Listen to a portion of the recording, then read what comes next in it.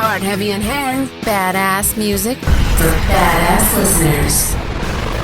With Pariah Burke. I'm Pariah Burke, and I'm joined via Zoom by Terry Dunn and George Call of the metal band Banshee. Banshee has been around since 1985, though they sat out the majority of the 90s and early aughties. George Call replaced original singer Tommy Lee Flood, but guitarist Terry Dunn has been with the band he founded since day one. I'm Pariah Burke, host of the Hard, Heavy, and Hair Show, and I am joined right now by Terry Dunn and George Call of Banshee. How you doing, guys? How's it going, brother? Thank you for coming on the show and joining me for this. It's our pleasure, 100%. Thank you. So, the first thing I got to ask, George, your Facebook profile says you studied quantum physics and quantum mechanics. Is that legit? Absolutely, 100%. In fact, if you know anything about quantum physics, you know that it happened. Yeah. I think I'm missing the joke, but I know a little about quantum physics. Yeah. Layman stuff. You know, in the quantum field, you know, everything is juxtaposed into superpositions, right? So every possibility, everything that can happen has happened. Every deviation, every road not taken, every crossroad in time that was never crossed has been crossed in the quantum world. So yeah, absolutely, man. That's. I mean, if somebody tells you that they're, they're quantum physics experts and all that stuff, and that they've done this, that, and the other, it's absolutely 100% happened in the quantum world. Get it? Yeah. So in another reality, I'm a quantum physics expert. At 100%. 100%. So what reality got you singing for Banshee? The reality of Kiss, to be 100% frank. When I was in fifth grade, my mother told me about a record that was being sold at a garage sale by a friend of hers who was moving back to the States. And it was actually her son selling it. And so my brother and I went and checked. She goes, "It's these masked guys. They look like superheroes and God knows what." So we went, we saw it, and we're like, "Wow, this looks cool." It was Kiss Alive, by the way. And my brother kicked down the $2 to buy it, and we took it home. And promptly that Monday morning, as soon as we had a chance, we popped it on the turntable, my parents' old Magnavox stereo. And, or was it a Zenith? I don't remember. I think it was Magnum. But we popped it on there and listened to it, and I was blown away by the music that I heard coming from the groove. And it set this moment, set me on a lifelong course to play music, to be a musician, to pursue this dream, you know.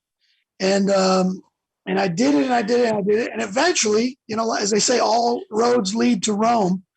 It put me and Terry Dunn and Chuck Hopkins on a fateful road where we eventually collided, and all decided, since all the cars were banged up, we decided to jump into the one car and ride together. and thus came my intersection there and my joining with Banshee. And it's been, you know, we've had 2 killer albums as a result, and I look forward to another 100 if possible. Right on. So did you ever want to be the superhero, like the Kiss comic books and the color forms and all that stuff? And they had the dolls, the big dolls in the 70s. Yeah. I've got them. I had them, and I have more since then. But in the quantum world, I am a hero. I am that superhero. And so is Terry Dunn. Terry Dunn is the leader of the Avenger. I guess you could say that. Yeah. So what got you into music, Terry? What inspired you? Actually, Um, Actually, when I was like 11 or 12, my sister was playing some Alice Cooper, and actually it came on the radio, AM radio, and it was "Be My Lover," and I heard the song, and I was like, "Who is this? You know who?" She said Alice Cooper. I said, "Who's she?" You know, because I'm 11 years old. Shit, 12. So after I heard that song, man, I was hooked. And I just, I came from kind of a musical family. My mom played piano. My sisters, were into music. They didn't really play anything, but I used to listen to all their Beatles records and just everything that they listened to. So it was about 12, I'd say. And I actually got to go see the $1 Billion Babies tour in 73. Oh, wow. So I'd been about 12 or 13. And I just, man, that's kind of just was the beginning, that really sparked the spark, that really got me into it. That one song, just really, I just loved it, and so obviously I became an Alice Cooper freak at that point, and then it just kind of snowballed from there, listening to different guitar players. Ted Nugent, he was the guy back then. I pretty much cut my teeth on his riffs. I mean, he's not really a metal guitar player, but his blues influence and his vibrato, that I learned most of my vibrato technique from him, because he's a great blues player.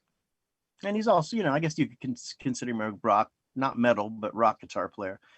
But, that's pretty much what I cut my teeth on. And then, other people came along, Van Halen, Alex Lifeson of Rush, Randy Rhoads, people like that I was influenced by. But I'd say my biggest influence was Ted Nugent, which kind of sounds weird because I don't really think I sound anything like Ted Nugent, but I did learn a lot of riffing from him. So I'm going to send all of those guys thank you letters for the influence on you, Terry, because you definitely took their influence and ran with it, man.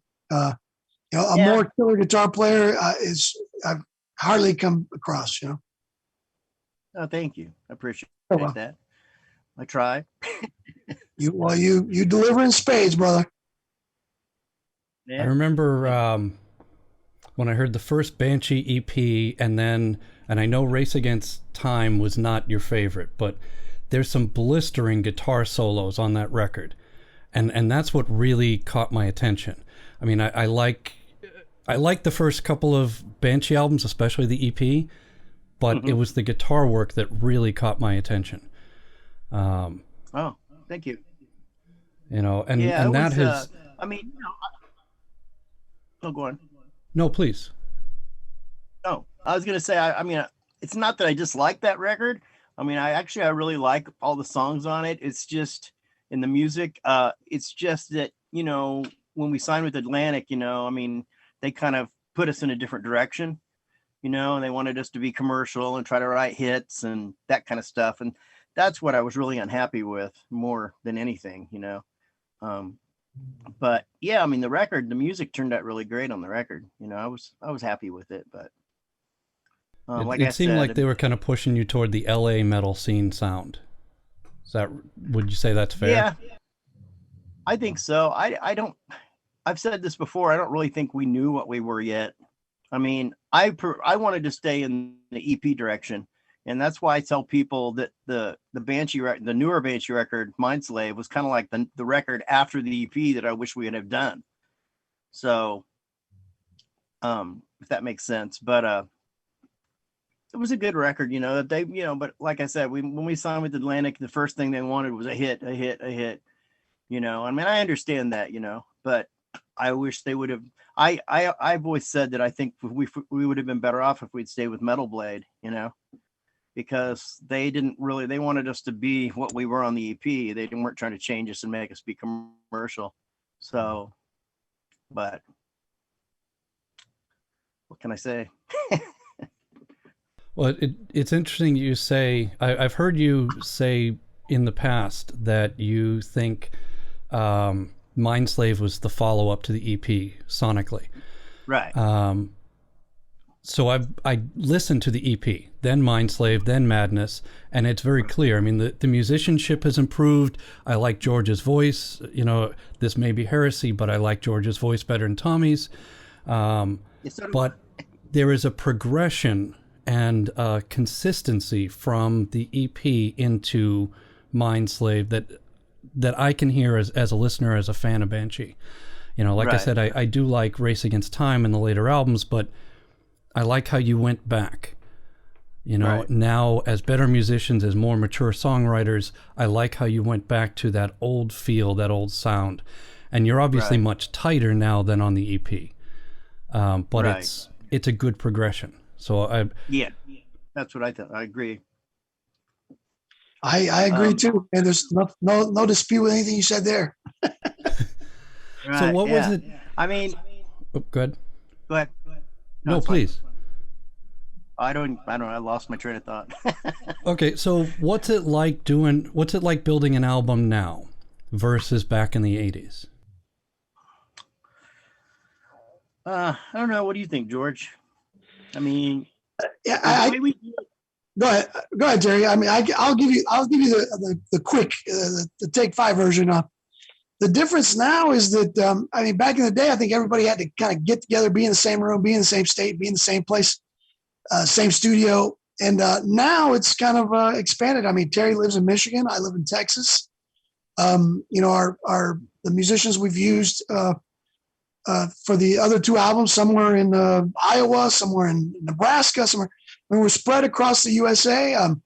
The albums are recorded in like fashion. Like Mindslave was recorded in Iowa, in Michigan, in Nebraska, in Omaha, in Dallas. It was, I mean, recorded all over.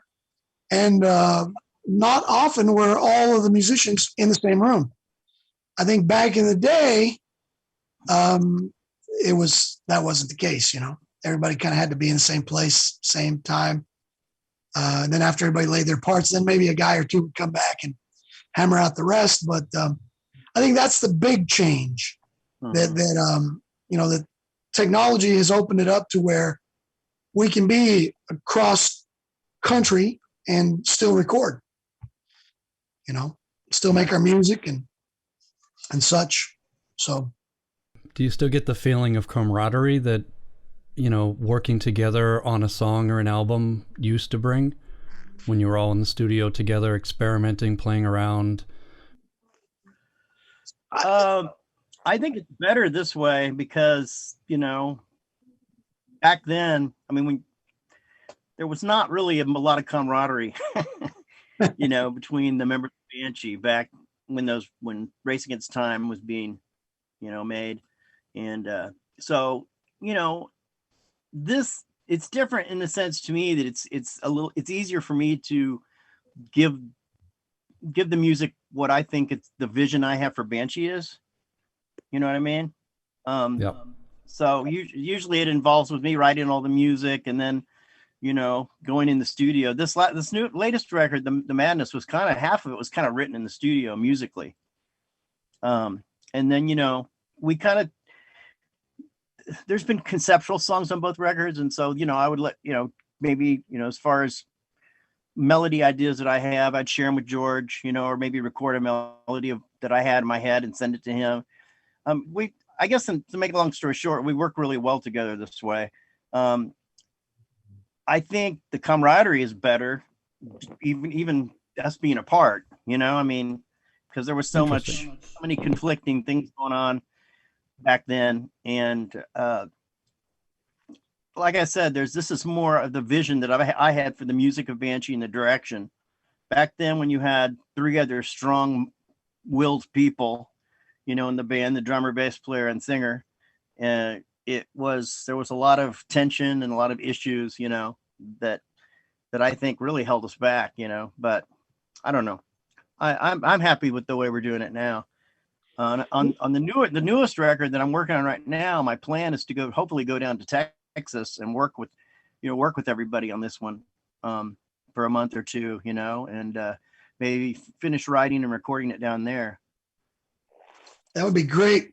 You know, with the way we do things now, Pariah, we you know, there's a lot of musical trust because you know, basically the way it starts out is Terry writes the core of the music. He writes all, you know, the musical parts, the guitar parts, and oftentimes melodies he'll do as well, and sometimes even lyrics. So I mean, he's the genesis. It starts with Terry, and then at that point he kind of kicks it down to me, and then I come up with lyrics or melodies, or I follow his melodies, but basically it's like he starts the cake, and he kicks it over to me and lets me ice it, kind of, the way I do. And I think that involves a lot of trust because, I guarantee you what Terry conceives in his head, oftentimes when he comes up with the initial riffs and the music is completely different than what I end up doing with it, or where it goes when I take it, because I could take it in a completely different direction, based on my own, musical, knowledge or influence or style or whatever. But what we have found is that in the end, it works well. What we do works well together. And there have been times like on Mindslave, on a track, which was it, the Full Circle, where I had initially done something that Terry hated. I mean, he did not like what I did, and he made it very clear. He goes, "Man, dude, I don't like what you did with Full Circle.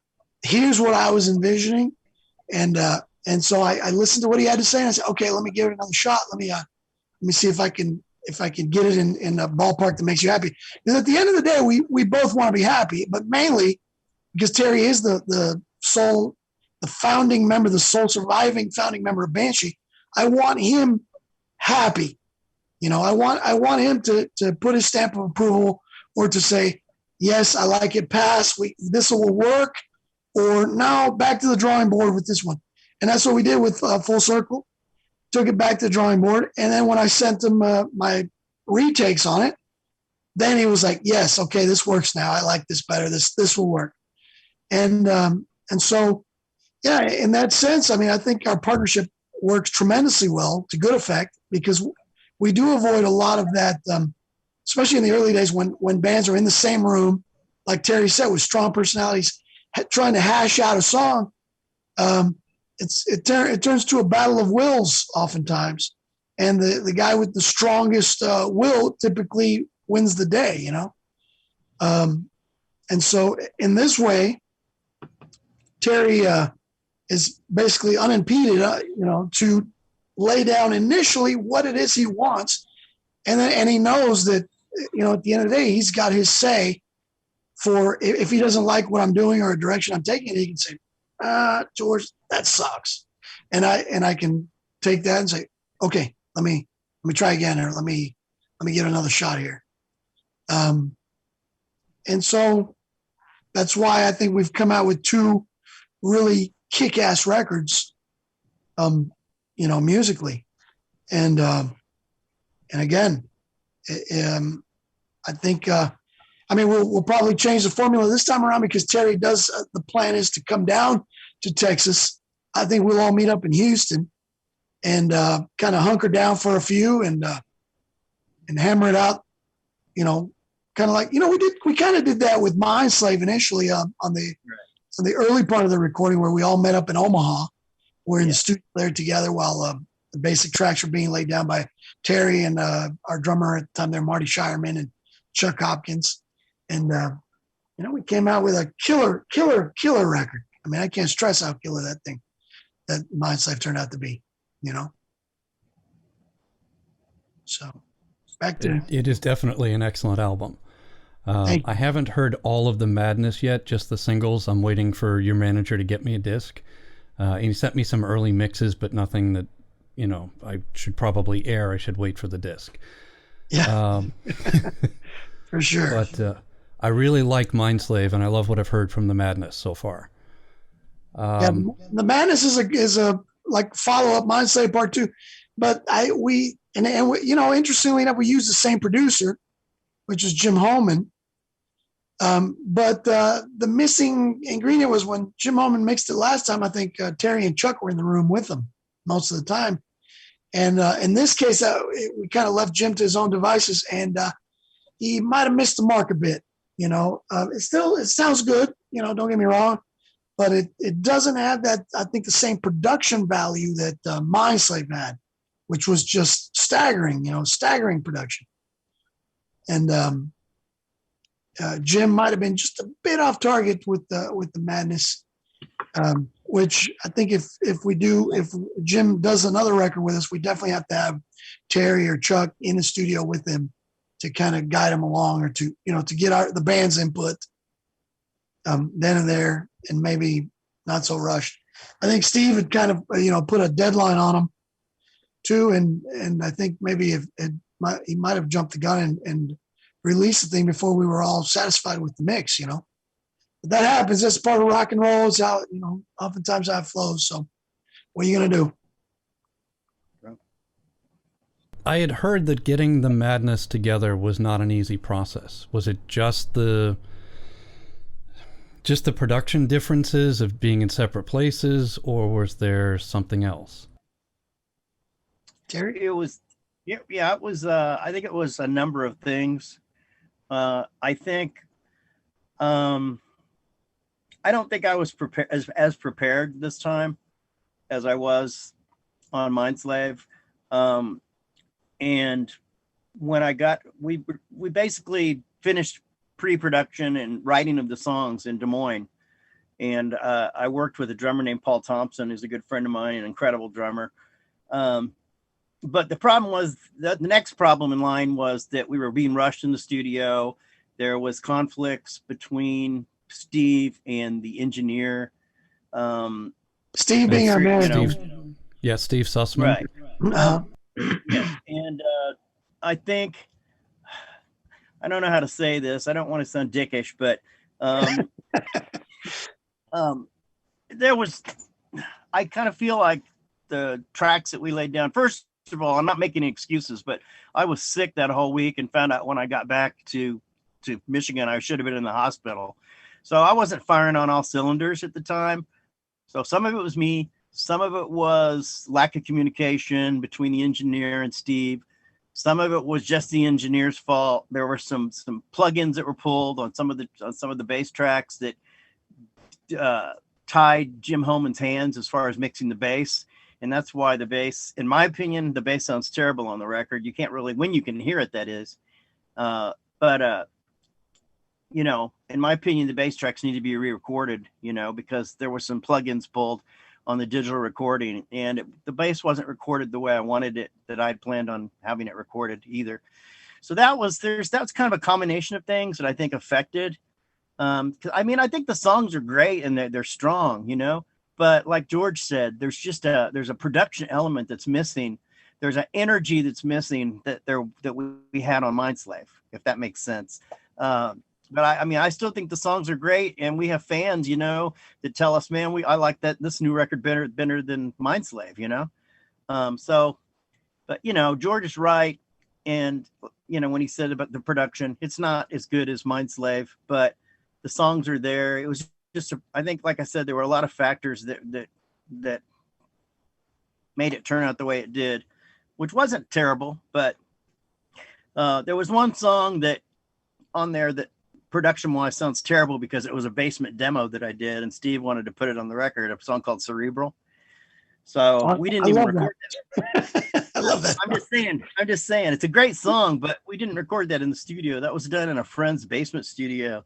And that's why it's when you hear that song compared to the rest of the record, it's just like, what? Because you did a great job, George. And, thank you, bro. Thank you. Musically, the song is cool, a good song, sure. But production-wise, it was horrible, in my opinion. And don't get us wrong, Pariah. We, all musicians are self-critical, overly critical. We fall in that category as well. But I think at the end of the day, the Madness it's a killer record. It's a great record. Yeah, it is. Everybody has heard it. Nobody's complaining. We just wanted it to sound like Mindslave sonically, and right. We fell a hair short of that mark.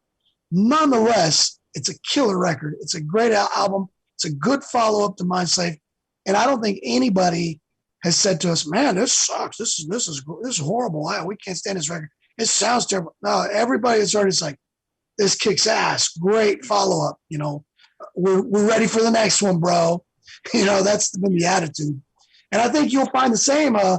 And do let us know when Sussman gets you a copy of that disc. Do let us know your thoughts on it, because it has been universally applauded. You know, I mean, it's a really good record, despite what we say, despite our poo-pooing of it and our complaints with the Sonics. Yeah, it's a good record, great songs, good record. There's feeling in there. There's even songs there's a song on there that has moved people to tears, multiple people. Just I look forward to you listening to it. That's for sure. Which song? Yeah, moves people the to song tears? he's talking about. It's a song called Psychosis. Yeah, that's okay. I know that there's a lag here, so I'm waiting for everybody to finish talking. It's a song called Psychosis, and it's a little acoustic number. Yep. It's not very long, but and I recorded it in my living room because I wanted to put it on the record. And it's a long story, but the engineer kind of shut me down on it. It's like, oh, I don't feel that song, man. Let's not do it. And I'm like, what? And we ran out of time. So I said, screw it, man. I'm just going to record it at home. So I had a friend of mine who's a producer engineer here in Michigan. His name is Danny Nightmare. That's what he goes by. But he came over with his laptop and a couple of AKG mics. And we sat down in my living room. We close mic'd the guitar, and we put a mic about 10, 15 feet away. And we just recorded it in my living room, man. It was like 2 takes. I double tracked it, and that was it. And the lyrics for that song, I don't know. You wrote, I think George. I think me and Steve wrote it. Right. Steve and I collaborated on those lyrics. Right. And, basically it's kind of part of the quasi, oh God, I lost my train of thought. The emotion on that song, and that you recorded it at home and everything. Yeah, I mean, it's a song about depression, obviously, hence the name Psychosis. And the whole record, most of the record had a kind of a theme to depression. There's the madness, there's, what else? Can't remember my son's Cerebral, Psychosis. Right. Red Sails. Red Sails, yeah. There was Into the Breakdown. Right. Into the Breakdown. That's another great one with a guest appearance by Ozzy. Oh yeah. Yeah. Well, that's not one of the ones that Sussman sent me. I want to hear that. You need to listen to it. See if you can spot Ozzy in there. Yeah. There's an Ozzy Osbourne appearance there. There's a line, yeah. What was it? Did you work with Ozzy directly on it, or we're being facetious, man? Okay. It was just when we were doing the song, it had a very Black Sabbath vibe to it, and which is kind of like the direction we've gone since with Mindslave and everything. Kind of Sabbath meets Priest, but real Sabbathy, and Into the Breakdown has that vibe. And I was just in that when I was tracking the vocal, I kind of was in that frame of mind. And so I did one line as Ozzy would have sang it. And I swear to God, everybody that hears it's like, oh my God, it's Ozzy.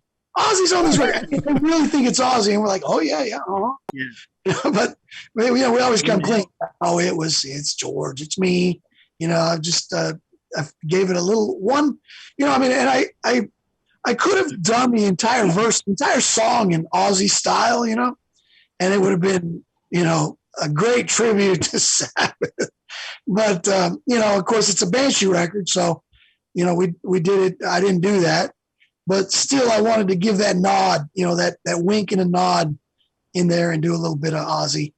I tend to do that time to time, because my voice can take on different characteristics of my heroes, my musical idols vocally. So oftentimes, like in another band I'm in, I injected a little bit of a Bruce Dickinson flavor to one of the songs I did, and everybody's like, "Oh man, they're ripping off Iron Maiden." Saying, no, it's more of a tip of the hat, dude. It's kind of a tribute to our heroes. I've got a long catalog of music, that involves no ripping off anybody. It's all original stuff. Go give that a listen, and then we'll talk about ripping off. I know on Mindslave, The syncopated rap in Godless Yeah, immediately put me in the mind of Deep Purple's Any Fool Know That. absolutely. That was very observant.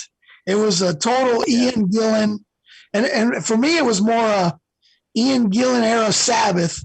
But absolutely, Ian Gillan is, when he's in Deep Purple, he is Deep Purple, and when he's in Sabbath, he was Sabbath. Deep Purple Ian Gillan has an unmistakable style, and I was going for that with Godless. Though, given my druthers, I'd totally redo it if I could. Well, I want to ask you about redoing it, but I do want to make a quick observation. So we were talking a minute ago about Psychosis, and that was one of the tracks I've heard, and that just, it reached out of the speakers and just grabbed me in the gut and twisted. Thank you. That was how I heard this song. And that was the intent. That was the intent. It's heartfelt, emotional. Yeah, and it's one of those songs that 10 years from now, somebody's going to say, name a song that really made you feel. Name a song that really hit you in the gut or the heart. And that's going to be a song that I pull out of my head. Yeah, I can't tell you how many people have come to us and said, my God, I cried my eyes out when I heard that song. It moved me. Right.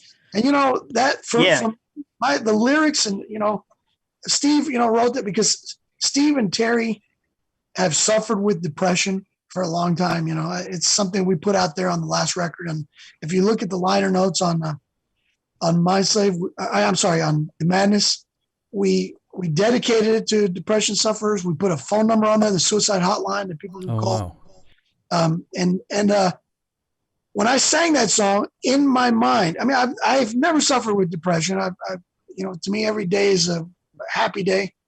But when I sang that in the studio, I just thought of Terry. I know Terry was in the hospital at that point. He'd been suffering through some medical issues, some health issues, and I was just in that headspace. When I sang it, I thought of Terry, I thought of Steve, and I said, man, let me do something for those guys that hopefully they can feel and know that that they were in my heart and head when I was doing that performance, and of course Terry's guitar player, it's his guitar playing on that song. The song itself, it's so mournful, it's so melancholic, that you can't help but go there, So, have you heard from people now? Mental illness, mental health has become a big subject the last few years. It's finally starting to come out and be recognized as important as cancer, as AIDS, as physical diseases. I know Shinedown's last album was the whole subject of it was mental health, and you see it throughout music in all genres. It's really coming to the surface. I think it's amazing that you guys have done these 2 albums really focusing on that, helping to bring it out within the metal community. And like I said, I haven't seen the liner notes, but it's really cool to hear that you've got the depression hotline number in there on the Madness. Have you heard from fans? Is this resonating with them? Is this offering them any help or hope, or at least letting them know that they're not the only ones experiencing mental illness? Depression. I've received some emails from some people. I've received emails and friends, fans of the band, people who basically described it the same way you did, how it kind of reaches out and grabs you, and people could relate to it, because it kind of puts you in that. It wasn't written to make you depressed, but you can relate to somebody, maybe what they're going through when you listen to it. And that's, man, if you can do that with a song, that's incredible. That's what art's for. Yeah. It's like, it doesn't matter how complex the song is or how long a song is. If you're writing it from your heart and it makes people feel something, then you got a good song. And that's the way I tend to try to write, I got to like it first, you know? And I wasn't sure how it'd come out, you know? I did the music and I sent it to George, and I was really blown away when he sent it back, when I got it back. Cause I did not expect what I heard, you know, like what he said, you know, he kind of did get in me and Steve's minds, and he understood what the song was about and what the feel, you know, how it was meant to move people, you know, in that way that were maybe suffering from depression or anxiety or whatever. So yeah, I was just really blown away and really happy with it.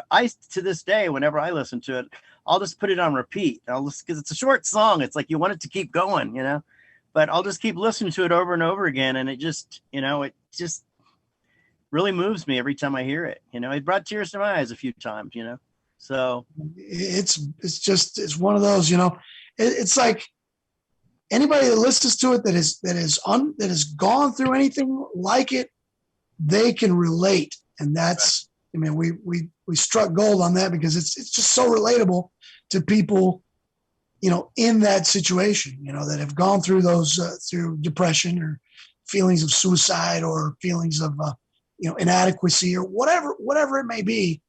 I think they find a like companion in that song. Right. And ultimately, I mean, those are the best songs as far as I'm concerned, you know, the ones that can move you, that touch you, that reach down inside and kind of squeeze your heart a little bit, you know, right. Yeah. or a lot, as in the case of Psychosis. Yeah. And it actually wasn't even supposed to be on the record. Like I said, in the studio, the engineer didn't want to record it. And I was like, what the fuck, man? That's why we don't listen to engineers. They work for us, not the other way around. You know, you're the engineer. The thing is, we had like an hour's worth of time left in our budget. And, you know, like I said, I was feeling like shit that whole week. And, you know, I wasn't focused the way I wanted to be. I just, man, I felt so shitty, and I was tired every day. I'd get a good night's sleep, and I'd go in the studio, and I would just like feel like was going to pass out. I was having some mineral issues in my blood, you know, like dehydration and low potassium, magnesium, calcium. When those things get too low, your brain basically isn't firing on all cylinders, and, you know, you're not as sharp as you want to be. So, and I didn't even know what was going on until I got back to Michigan and found out. So that was pretty much what happened. And like I said, I'm not making excuses with it, but I think that if my health had been together, so like I said, the whole week I just felt like shit. So it's going to be different this time on the new material, you know, and I'm excited to be able to go down and work with George this time. We work really well together. That's the other thing. We feed off of each other, and, you know, musically we kind of know what's, you know, and that's what he said about trust. I totally trust his judgment on songs, and I don't write lyrics and melodies for him. Now on Mindslave, I wrote a few lyrics, and there was a couple of songs where I gave him melody ideas because they'd been in my brain for like a year, and I was just, you know, I heard these songs being sung this way, and he liked what I gave him. But on the Madness, I didn't really write any of the melodies or anything. You know, he did everything on that. So, you know, I'm sorry. Well, I was just going to say one of the melodies that Terry did on Mindslave was our Dio tribute, you know, in honor of his passing. And what was the name of that song again, Terry? Legend Lost. Legend Lost. And when Terry sang that to me, when he gave me that melody line, I had goosebumps. I remember sitting with Terry and Chuck in Chuck's office, and just getting goosebumps listening to Terry's melody line. And I was like, there's no way I'm singing anything but that, you know, because it was so brilliant. Terry truly is a gifted musician, you know, through and through. And imagine if when you listen to the Madness, you'll go, wow, what a great record. And when you hear that and you go, and you realize that Terry was only firing at, 35%, and you'll go, if Terry was 35% on this record, and yet this is what he delivered regardless, just imagine the guy when he's got a full tank of gas. I mean, you'd be dangerous, Terry. You'd be brutal. You'd be dangerous. Because what you did on the Madness, for you may think that, well, I wasn't on my game, but everybody else that hears it is going, God damn, this guy's good. You know, Yeah. your solos to the songwriting. All musicians are their worst critics, you know. I mean, I know what I could have done on it, and like I said, it was more production than anything else. You know, the songwriting I was really happy with. You know, I wish we would have had more time, but we did do that whole thing in a week, and so we were, like I said, we were under the gun. There was a lot of pressure, and you know, that's why I'm really excited on this new record. You know, the new ideas I'm working on. George hasn't heard any of the stuff, but I think he's going to really like it. It's I know pretty I good will. stuff. I know I like We it. don't Terry have a name. doesn't deliver. He doesn't record garbage. He doesn't write garbage. The guy delivers, and he's got a true track record of doing so. You know, from the early Banshee stuff to present. You know, I think the catalog speaks for itself. You know. Speaking of the catalog, and before we get too far away from the madness, the album, not the madness. Just for those listening, the madness was released in July 2019. I got to tell you, I had a bitch of a time trying to track it down. So I wanted to ask, where can people buy the madness? I could only find it available as a physical CD. I couldn't find a digital download anywhere. It's because the Visionary Noise and Double Trouble Productions, who released the album, wanted to keep all of the downloads in house. So they didn't do the traditional iTunes or Apple Store, all the traditional routes of or Amazon where you could purchase. Like with our other previous stuff, these guys, they wanted to keep it in house. They wanted the sales coming to them. You'd have to talk to them what the mindset was there. Personally, I would have put it out everywhere. They wanted to control the YouTube, the YouTube visibility. They wanted to control the sales. All the sales had to go to their website or whatever. They're great guys. I'm not disparaging them in any way. I like Steve. I like Micah, but they have their own game plan, and and it is what it is. It's made the record extremely hard to find. I think now they're trying. I think Steve's trying to do a deal with no rest till no. What's Scott Waters' label? Terry, do you remember? No life till metal. I think.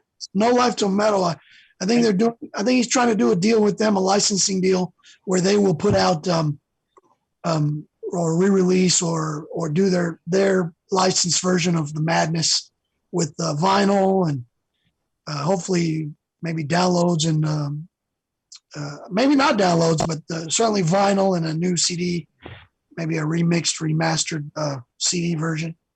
On that topic, before we get too far from it, I wanted to ask you something.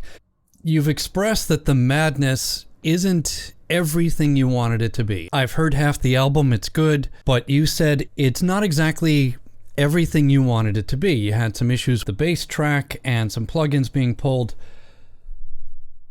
I'm usually loath to suggest this because it's really kind of hacky. So many bands are doing deluxe editions of their albums with like 1 or 2 tracks added. And they get people buying basically the same music all over again a year or 2 later after the first album. But have you considered maybe doing a deluxe edition of The Madness? I think in this case it would be justified to do a deluxe edition. Maybe add some alternate takes or some music that got left off, but you go back, you remaster things. What do you think? Not really. Go ahead, Terry. I have discussed with Steve about letting me take the tracks and redo the bass tracks, or letting Chuck redo them. Nothing against the bass player that did the tracks. He's an incredible bass player. But absolutely, the bass. You had said some plugins got pulled out from Pro Tools, right? So there was no control over really how mixing the bass. And I don't understand that whole thing. I just know that's what the engineer told me that mixed it, Jim Holman, and he's a Pro Tools expert. So I have talked to Steve about redoing the bass tracks, fixing a few guitar parts. There's a couple of other things I wanted to change. vocally it sounds great. I don't think I don't know if there's anything George would want to change, but there was just a couple of arrangement things, and I wish we could actually go in and re-record a cerebral, to make it. That would be cool, right? Do it up proper. That would be way cool. Yeah. You know, at least the bass. Go ahead, Terry. Go ahead. No, I was just saying, at least, if nothing else, at least the bass tracks, and maybe, like you said, remixing it, Pariah. I think a remix would be good. What I think would be awesome would be, I think your deluxe edition sounds great, like maybe a 2-disc version, or 2-disc vinyl.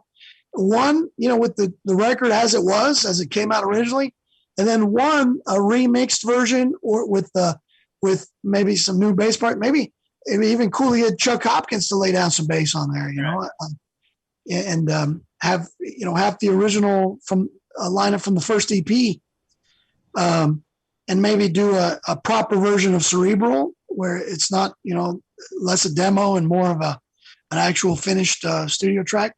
I think those things would make it a real cool package that anybody would want, even the people that already own it, that bought the original. So. Right. But of course, that's up to management. That's a cool idea. And a lot of times people don't like to look back, especially this early in the game. So I think preferable for me would be just to work on a new album and just because truth be told, the Madness, it doesn't suck by any stretch of the imagination. It's a great record. I'd give it on a 1 to 10. I'd give it a solid 8.5. And the only thing that would improve it better would be just better production value. Because I like it, but again, better to put our efforts into a new record, and then if it's something quick and cost effective, then go into making deluxe versions for the Madness. But again, those decisions are above my pay grade. those are management things, Have you guys played live together? Obviously not this past year, but absolutely. No, yeah, not this last year, but we did. How'd it go? Oh well, we did a big festival show in Great Bend, Kansas, with Skid Row and Head East and Jefferson Starship and and then we played in California at the Whiskey. So yeah, we've got out there and performed cuts from the Madness live on stage and Mindslave and all that. And of course, during Mindslave, we did an entire summer tour promoting that record at the time that took us all over the United States, from as far north in the east as New York to as far down to the bowels of the South in Mississippi and Texas and Louisiana and onward. If there was a place for us to play, we were there. Do you play only the new tracks or a mix of the new and old? Mix, certainly. Go ahead, Terry.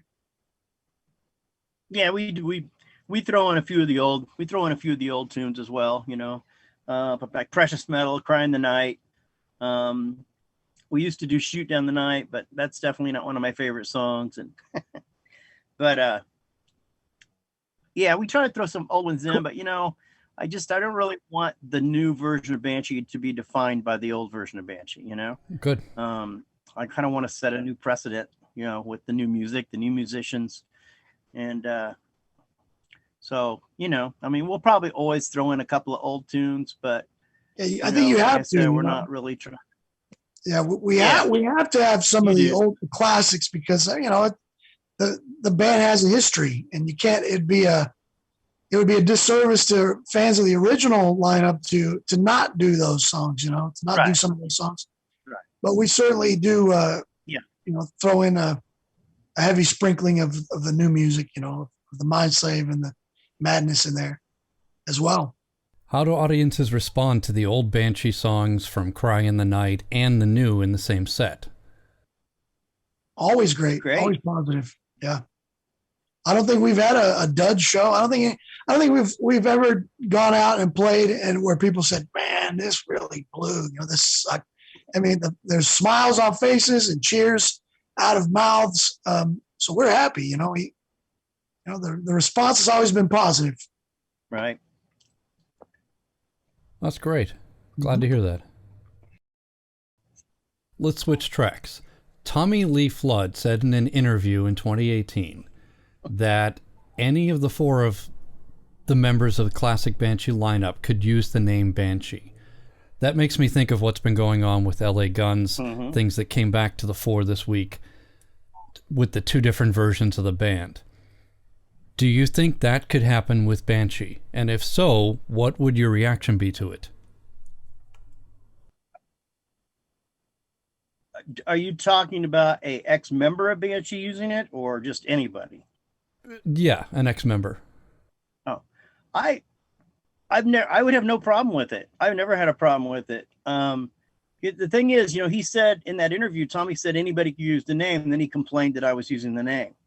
So, and I have no problem with any of them using the name. I don't think they will, though, because like I said, none of them did any of the writing musically.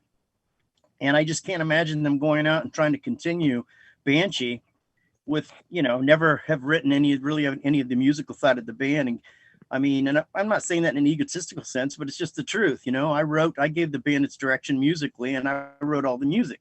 Yeah, we helped all arrange it. Everybody in the band helped to arrange it. And of course, Tommy wrote lyrics and sang, but there was never any music until I brought it to the table. So, and I think that's probably the reason why they won't use the name and go out and try to do it. Kent really doesn't care. He's never really acted like, he really gave a shit about Banshee, in my opinion. And unfortunately, I don't know if you've probably heard that Bill Westfall passed away last year. Which is sadly. Really sad. Rest in peace, Bill. We love Bill, man. He was a great guy. And, Tommy tried his version of, he called it Flood, but he really was kind of selling it as Banshee as well.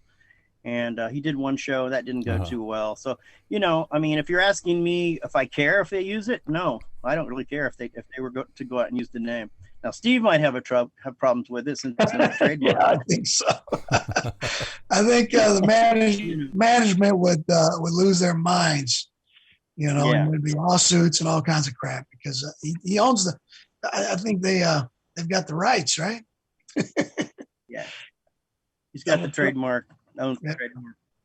Well, it would be. I mean, if they use like Banshee with the Banshee logo, I think there might be some legal issue. I mean, Terry doesn't care clearly. I was just gonna say I've never really been worried about it because I figured if they were gonna do it, somebody would have done it by now.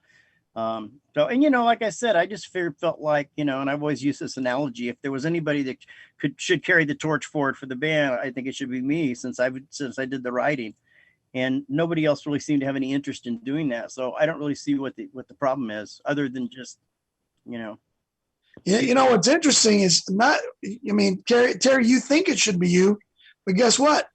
Not only do you think it has been you. You're the only guy in that band that carried the name forward and actually decided to do something with it. So when they talk, the other guys have been content to kind of let Banshee rest and do their own thing, their other different musical projects. Terry did other projects as well, but he cared enough about Banshee to revive it, to bring it back, and to further the legacy. Right. A legacy that the other guys were more than content to let rest and die or whatever.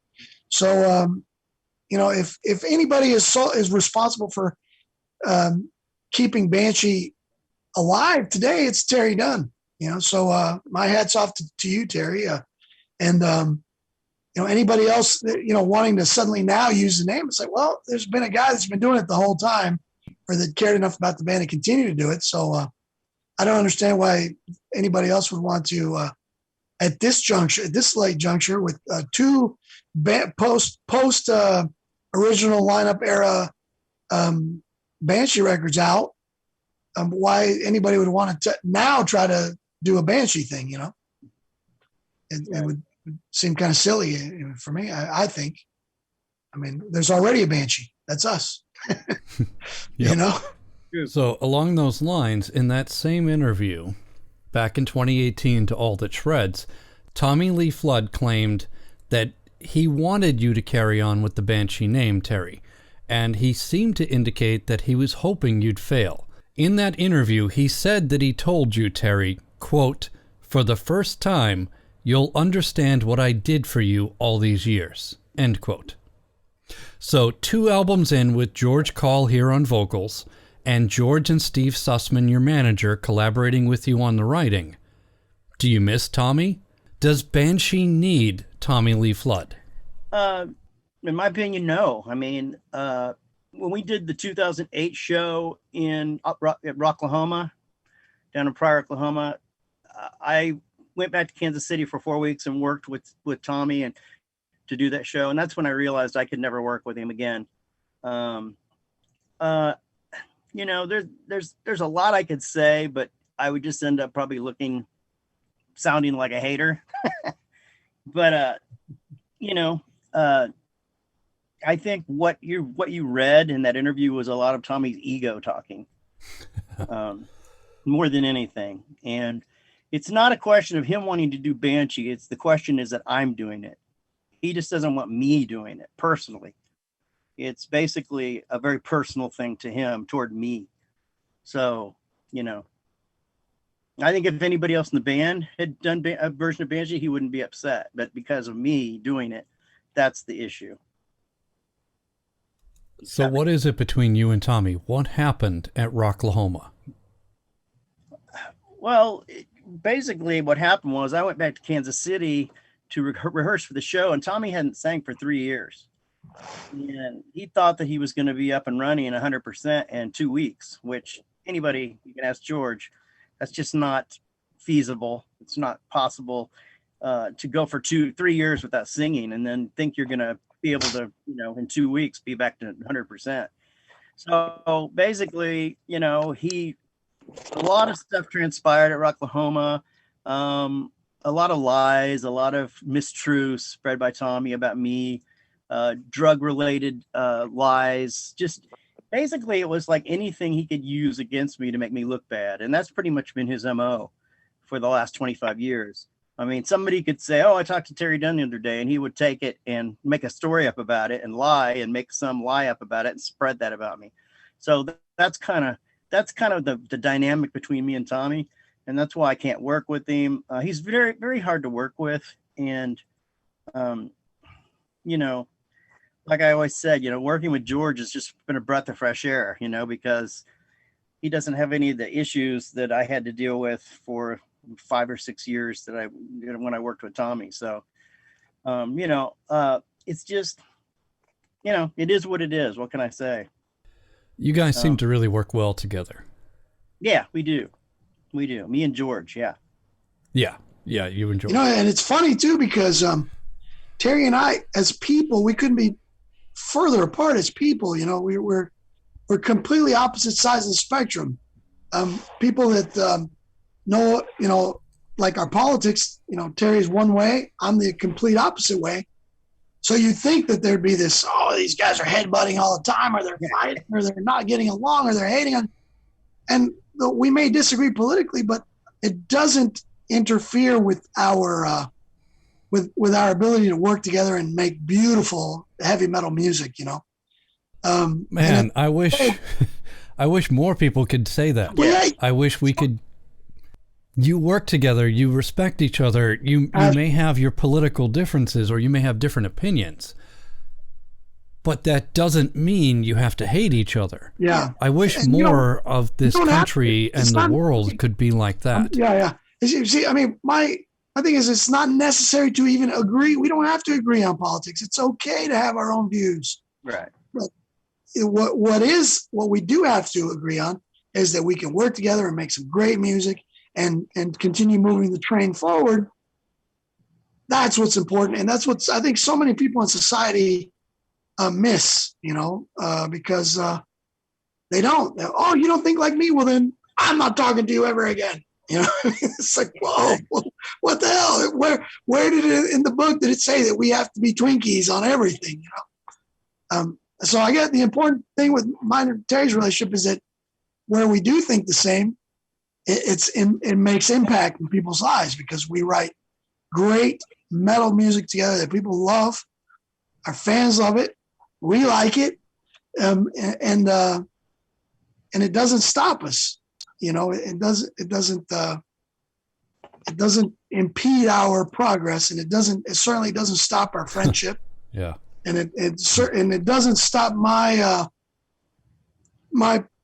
positive feelings towards Terry. And that's not to say that we've never had our disagreement or whatever. Sure, we have minor stuff, and we get over it and we move on. I remember one time on the Mindslave tour, I'm a prankster, but I tied Terry's shoes together while he was asleep. And Terry woke up and his shoes are tied. He's like, motherfucker, Terry woke up on the wrong side of the van that morning, the wrong side of the tour bus. And he took his shoes off and he threw them at me. Whack! I'm like, motherfucker, you almost hit me, man. I'll kick your ass, but that said, I didn't hit you, man. I didn't hit you. You didn't hit me at all, yeah, but you threw it at me. And still. Terry, did you get him back for the shoe tying prank? No, he got me back when he threw the shoe at my head. That's how he got me back. But what do? We laugh at that stuff, and it certainly didn't stop our friendship. It didn't. I hate this guy now. No, we continued on. We made another album since then. We've done shows and tours and hung out and stayed in hotel rooms together and on and on. And I did apologize for that too. I did apologize. You did, Terry. You're a great guy. You don't need to explain. You don't need to.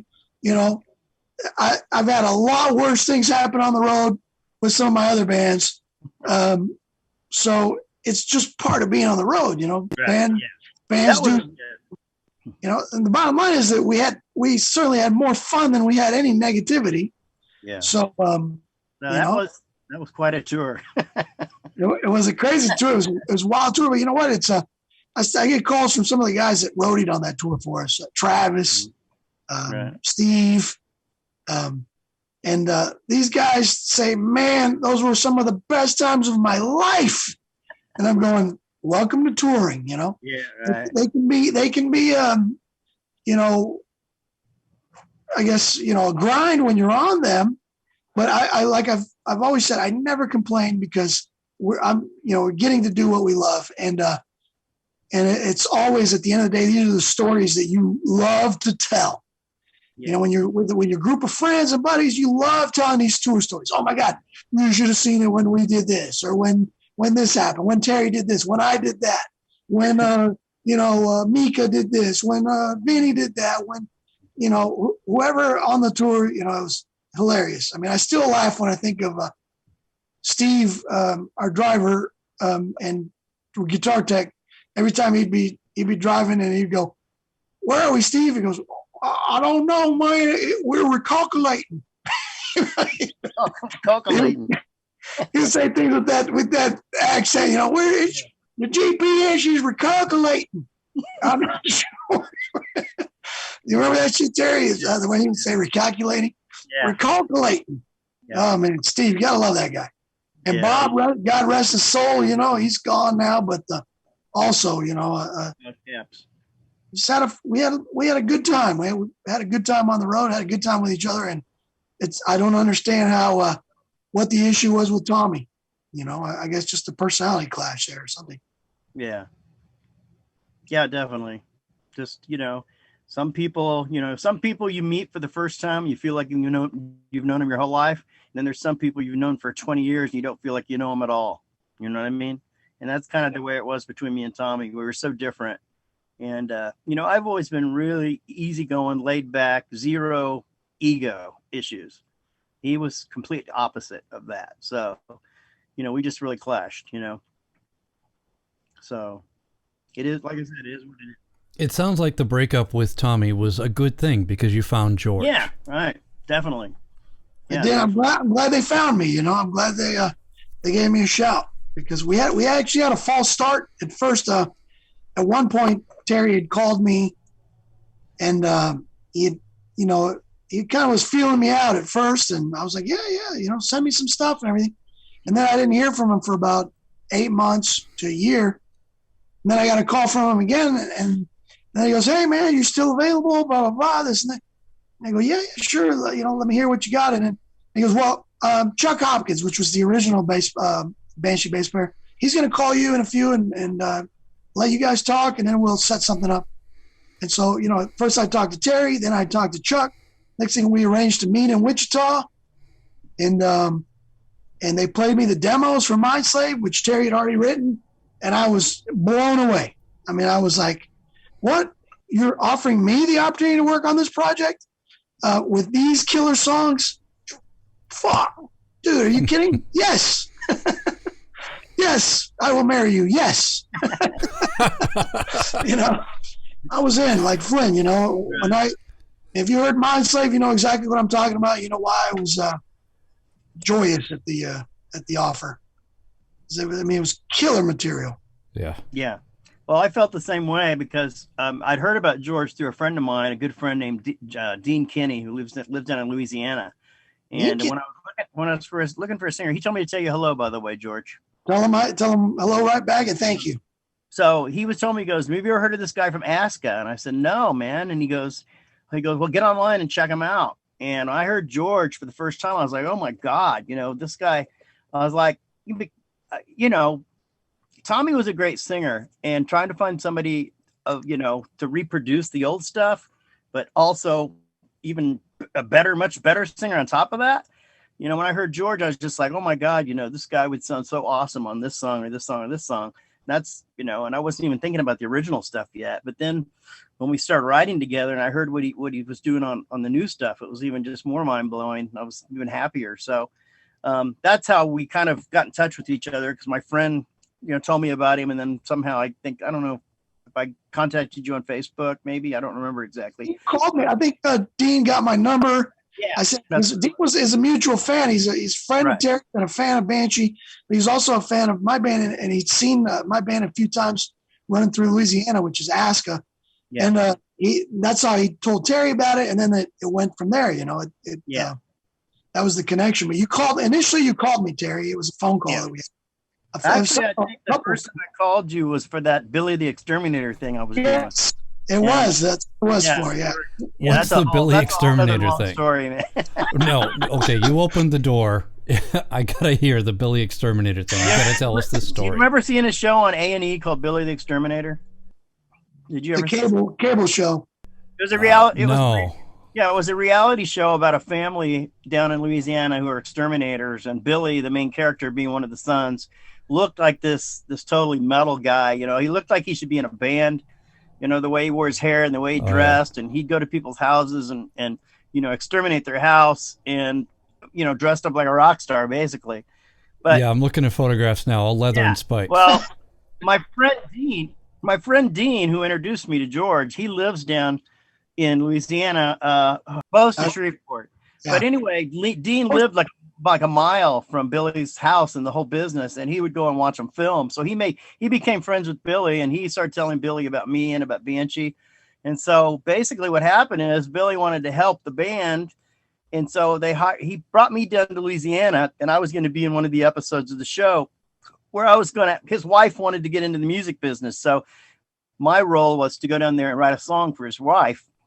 And that song happened to be Cerebral, that George changed the lyrics. George changed the lyrics and redid the song vocally, but that was the song I wrote. Actually, that's how that song came to be, and I wrote that song for her. So I'm down there in Louisiana getting ready to film this segment, and then the whole storyline just goes off the rails. It's crazy. It turned into a nightmare. His wife, he thought Billy had some personality flaws, and he thought that every time he left to go to work and I was working with his wife on a song, that we were like fooling around and I was sleeping with his wife. So that paranoia ended up turning the whole, which was not true, by the way, which ended up turning the whole thing into a giant nightmare. And needless to say, I ended up leaving without doing the segment. So that's the Billy the Exterminator part of it. It would have been a lot of fun if I'd gotten to be on the segment, and it would have been a great PR for Banshee. But people think things in their mind, and sometimes they kind of just go psycho and they don't really see reality.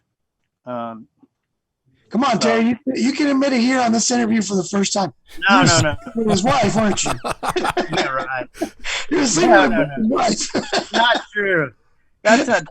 He thought I was. You know, that's going to be the headline on Sleaze Rocks tomorrow if you do. Yeah, he was totally convinced that I was, but you know, his brother called me and said, "Man, just tell me the truth. Are you boning Billy's wife?" I said, "Dude, trust me, I'm not sleeping with his wife. I'm down here for business. I'm down here for Banshee, and you know, that wasn't enough for him, man. And so our friendship ended at that point on a kind of a paranoid theory that wasn't true. So it was really unfortunate because I was having a good time and we became really good friends. And I thought, and it was really cool, you know, just being down there and watching them film the show and you know, and being part of it. But it didn't happen. And it kind of sucks because in my hometown, you know, they put me on the front page of the paper with a picture of me and Billy and his wife and talked about the show and everything. Sorry. And then it didn't happen. So I felt like a real douchebag, you know, after that. There was so much hype about it and then it never happened. So anyway, there's the connection there with that whole thing, that whole side story, you know, and it all comes back to Dean. Yeah, Dean, man. So yeah, that's what happened with that. But hey, you know, I met George, man, and that was the best thing that came out of all of it, you know. So we've been writing great music ever since. You know, I've been going through kind of a creative slump as musicians will do, you know. I just hadn't felt really inspired. I think maybe it's a combination of everything going on in the country and also just the pandemic, kind of depressing, you know, being at home all the time. You would think, hey man, you got all this free time, you could be writing, but I didn't have the desire. But that's all changed. It's, you know, I'm starting to write again and I've got some great song ideas. I'd say I've probably got about half the songs for half the record done. So I'm working on maybe 5 to 10 more songs right now. So I have a good library of things to bring down when I come down and start working with the drummer and bass player. I'm glad to hear that. So, I understand where you're coming from. I suffer from depression and some heavy anxiety. Right. And I get it. When COVID hit, you know, a lot of it was just stay at home and, you know, you're isolated, you're slumping, you have trouble being creative. You have trouble just being you. So I feel you. You just, you get into a slump and you just can't produce, you can't create. Yeah, well, it wasn't so much, it wasn't really depression. It was just lack of, just really no creativity flowing through me. You know, I wasn't excited to pick my guitar up because I wasn't coming up with any good ideas. And, you know, the depression part of it, you know, I've had that under control for a couple of years, you know, finally got on the right medication and that hasn't really been an issue. But, you know, if you've ever gotten on if you've done any antidepressants, I don't know if you're on any, but they can also kind of dull your creativity a little bit. They can kind of take away that creative flow. So you have to find ways to kind of bring it back, you know, and definitely, yeah, you know, yeah. But so that's kind of what happened there. But yeah, it's flowing again, you know, and I'm writing some really good stuff that I'm excited about, man. I'm just thinking, you know, every day the songs are going through my head, and I'm just thinking about getting in the studio and recording this part and that part, putting it all together. And we'll be much more prepared this time if I get to come down to Dallas or Houston and work with the guys, you know, and I think I'm excited about that. It'll be a little bit different than the way we've done it the last 2 times. But I mean, like George said on Mindslave, we were kind of together on that. I think, the band was, you know, and I think we sent the tracks to George. But this time I can actually maybe work with George and we can throw some ideas, you know, throw ideas off each other as far as melodies and just, you know, the songs in general and how, you know, his input, you know, I want everybody's input this time on the music as well, you know. So I want it to be a group project, you know, instead of just me, you know, writing the songs and then everybody just playing on them, you know. And I know everybody else are probably, you know, is excited about that too. The drummer and bass player that I'm working with, or we're working with they're both down in Houston. So that's why I'm going down there. And George is down there too. So well, I'm in Dallas. Yeah, where you are, but in Dallas, but in Texas, yeah, it's only a 4-hour drive, and you know we've done it before, like when we were doing rehearsals for our whiskey show or the LA. we all hunkered down in Houston for a week and got our rehearsals, and we went out to eat together, and we hung out, and we stayed in the same hotel in the same rooms, and so we had a good time, Yeah. So if we can do that again, that'd be awesome. Right. Yeah. I think it's going to be cool, man. I'm looking forward to it. I'm really looking forward to that next album. I really like Mindslave. I like what I've heard of the Madness so far. And I got to tell you, I'm a fan. Oh, thank you. So are we. That's good. I mean, because I think as we all do, we start in the music as rock fans, as metal fans. Yeah. We're doing it because, we love this stuff. And so if we can, get in there and make something that moves us as well, it's like, fuck yeah, man. I'm in. I love it. I don't play music because I don't love music. I love this genre. I love this kind of music. And I'm not just a purveyor of it. I'm a fan of it as well. I'm a connoisseur of the genre, if you will. True. So I just have a few more questions for you, and that ties directly into the one I wanted to ask. What other styles of music do you play? What other genres of music excite you? Yeah. I'm a big classical guitar head. I love classical guitar.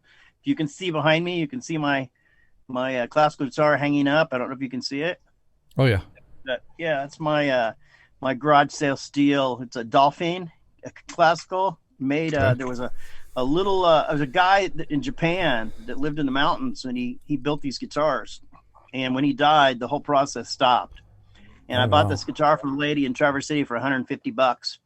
So yeah, I play a lot of classical guitar. I'm really into it. So yes to your question. And as far as I go, I love all. I mean, I'm a music lover for starters. With my favorite being heavy metal, and hard rock. My favorite bands are Kiss, Manowar, Judas Priest, Thin Lizzy, Iron Maiden, those kind of things. But I also listen to classical music. I listen to some R&B. I love country, old outlaw 70s country. I like to listen to opera. You name it, I'm there. I really love Baroque style, like early period medieval music. You name it. But as far as here, look, for example, what's on my playlist? Here I've got this box set, 100 masterpieces of classical music. This is nice. What I'm listening to. And also I've got, I just bought this from Kevin Buck up in, I think he's in Illinois. This is called Classical Music for the Electric Guitar by Kevin Buck. That's the latest thing I just purchased from him up in Illinois. Then I've also got, of course, Raven, Digger, which was Grave Digger, Res Band, an old Christian band from back in the day. Nice. The new Blue Oyster Cult, which kicks ass. Yeah, it does. If nobody's there. Here's some Ken Hensley, rest in peace. Right. The new AC/DC, of course. Icy Steel from Italy, which I actually did some guest vocal work on one of their albums. Who was that? Icy Steel? Icy Steel, they're called. Yeah. I did a guest song. I did a guest appearance on a song called "Spirit of the Eagle." They're a band out of Italy. Great band, good guys, run by Stefano Galliano.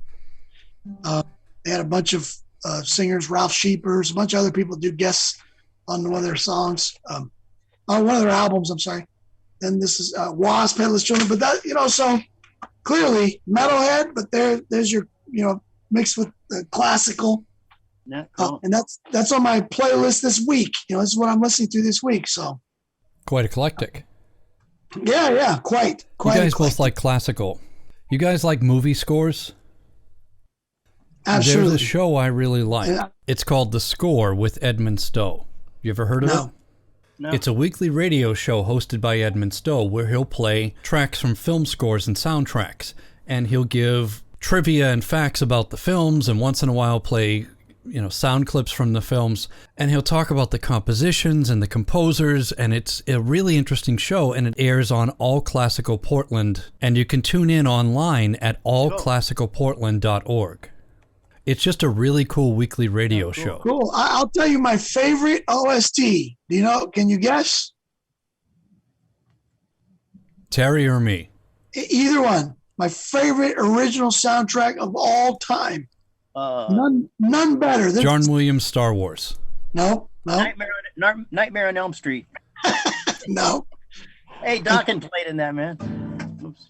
Dokken, yeah, they did. No, it's by Basil Polydoris. It's the Conan the Barbarian. Oh, okay. Oh my God, that thing is. I listen to that to this day. That's on regular rotation with me, and I've got. I have so many versions of it, that original score by other people, and also the follow-up, the Conan the Destroyer original motion picture soundtrack by the same composer, Basil Polydoris. Oh my God, just magical music. Yeah. So cool. That's the same. I mean, I love to listen to a lot of Bach stuff, and that period, the classical work is just so beautiful. So, I think we're both into classical music pretty much. Yeah. I think, clearly that's why I think we work so well together, because we think musically probably along much of the same lines, Yeah. I have a classical piece I think I'm going to put on the new album coming up. Please. I did a classical piece on Race Against Time called Circular Flight of the One-Winged Sparrow that was pretty cool. Yep. It's a real bitch to play. I have a hard time doing it now. But that turned out really nice. But I'm thinking I've got another piece that I want to put on the new record if everybody's cool with it. I'm 100%, 110%. Absolutely. I would love it. I'd like to hear that. I'd like to hear Terry play us a little number right now. You don't want to hear that. Play us a little something there, Terry, a little Psychosis or something.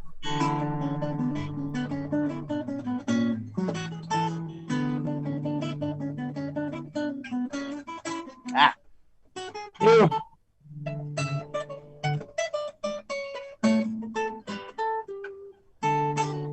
You know what that is?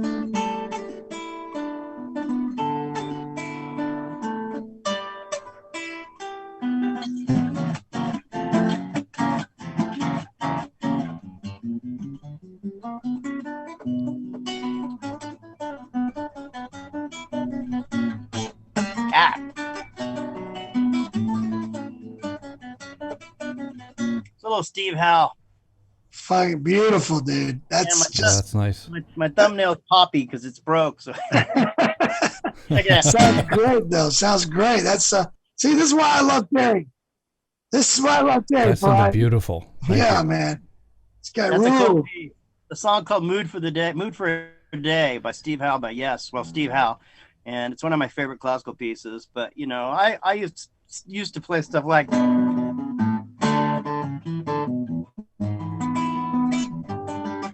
Rush. Yeah.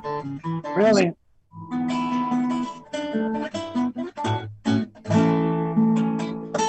I started on stuff like that when Alex Lifeson started getting into classical. I followed him a lot, so I learned all of his stuff. And then of course Randy Rhoads did some stuff like D, which really was cool. Yeah. Mm-hmm.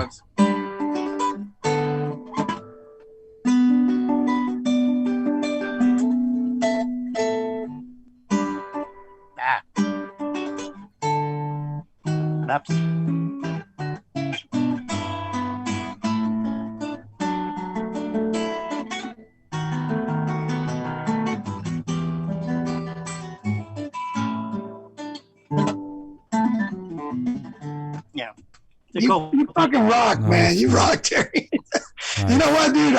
I really think that on the next album, we should have like a classical piece between every single song. Hey, there you go.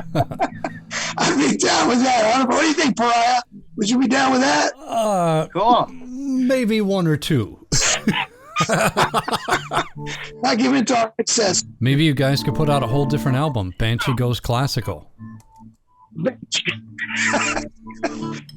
Don't give in to my excess.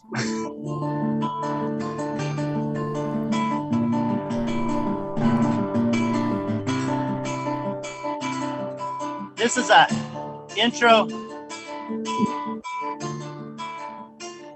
for one of the new Banshee songs George never heard. It's one of the new. God. I'm in love already. Oh, wow.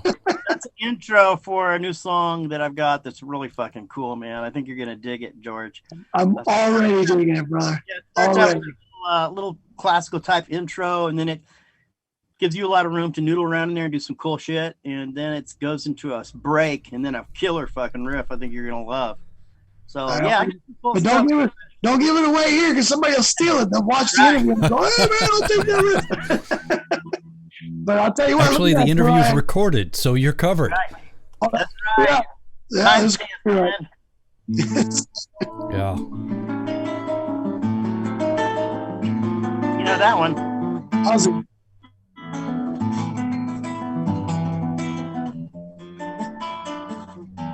Yeah. Fucked it up. I forgot it. There we go.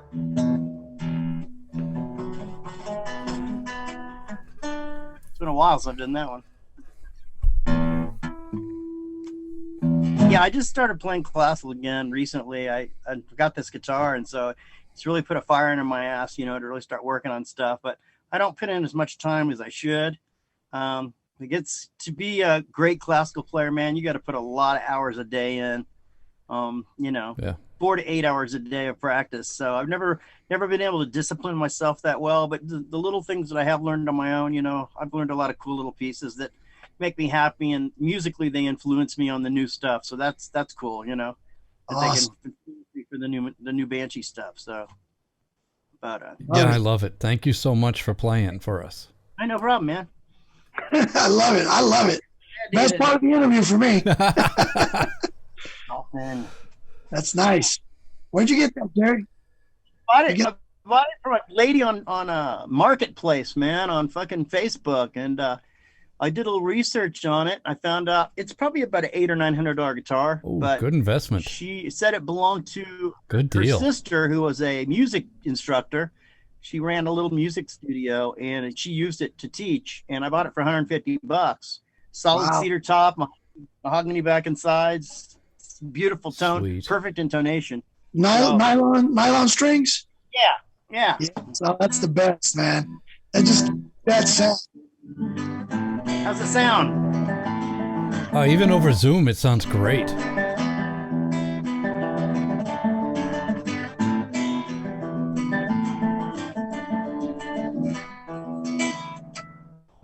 Love it.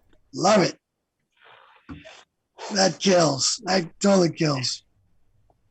Yeah, you play beautifully, man. Thank you for no problem. Thank you for serenading hopefully us. Get to hear some more on the new record. That's a little bit of the piece I'm working on, so I'm excited about it. So I'm excited now too. Bitch, man, you got me excited. You got to keep the nails, just right, filed just right.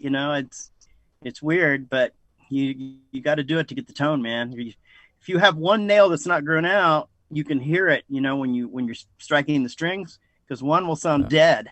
So if you break a nail, it's a big deal. So make sure you get some nail polish on those things. Keep them strong and healthy. Maybe you put on those Lee press-on nails. Yeah. Hey, classical players that have done that, man. Yeah, many classical players have done that before concerts when they break a nail. They do that all the time. Wow. It's a trip. Yeah, it's crazy. Oh, wow. Yep. I didn't either. That's cool, though. Yeah, the show must go on, man. You got to have the tone. Yeah. Wow. So I got just a couple more questions I wanted to ask each of you. What is your favorite Banshee song to play? And it can be one that's in your set or isn't in your set. What is your favorite Banshee song to play live? I don't know. There's so many, that I enjoy playing. I love Taming the Beast. I love playing. Yeah, that's a good one. I really enjoyed doing Ingrid. I thought that was really fun. Yeah, Ingrid is a fun song. I'm glad you mentioned that because we didn't mention that since we've we been talking. we didn't talk about it. Yeah, it's a great one song. of our favorite songs on the record. Yeah, that's a good song. I like a lot of the stuff off of Mindslave, though. You know, I love playing Full Circle. I love playing Floodgates of Hell. That's a fun song that we stopped doing. Yes. Oh, I love Floodgates. That's one of my favorites. I want to reincorporate that. Next, put yourself in a supergroup. Who would be the dream lineup for your supergroup? Man, that's honestly, as far as a supergroup, I mean, I'm George would be the singer. Right on. Sure. I'm serious. Because I just can't really think of anybody else besides Dio, and he's not with us anymore. But Rudy Sarzo, nice. George Call, Vinny Appice. Oh yeah, that would be my fucking dream band. Right on, George. For my lineup, gosh, a super group. Just because I'm such a fan, and because they started me on this path, I'd put all the Kiss guys in there. Yeah, right. Isn't dead or alive. I'd have Bruce Kulick in there, Mark St. John, Vinnie Vincent, and of course the originals. Gene, Paul, Peter, and Ace. Eric Carr. That would be a super group. Yeah, that would, man. Yeah, it would. Kiss. Legit. Well, you'd have to still Eric Singer. Yeah, Eric Singer. You have to bring him back from the grave, but he got it. Yeah. Those guys just, they moved me, man, to the point that I wouldn't be doing this today if it hadn't been for their mass corruption. And the thing is, I'm not the only one. They just like the Beatles did the generation before that, Kiss did the following generation. And they got into me, man.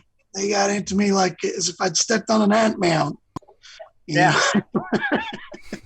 Yeah, I was a huge Kiss fan back in high school, man. I fucking just loved them. We used to, in the little bands that I was in, man, we played half of our set was Kiss songs. There you go. Fun. Black Diamond. Yeah. Just great stuff. Yeah. So where can fans hear Banshee? Where can we hear Mindslave and the Madness? Your two latest LPs. Well, Double Trouble Productions, Steve Sussman. You can go to his Facebook page and contact him. All the downloads, there's digital downloads for Mindslave. You can get it through TuneCore, Amazon, anywhere pretty much. Also, you can get downloads for the Madness through Steve. He's you can purchase downloads from him. Is it visionarynoise.com or is it Double Trouble? Yeah, I'm sorry. Visionary Noise. I don't know. He's got two sites, Visionary Noise and Double Trouble Productions. So, or you can just look him up by name. He's got his own page, his own Facebook page.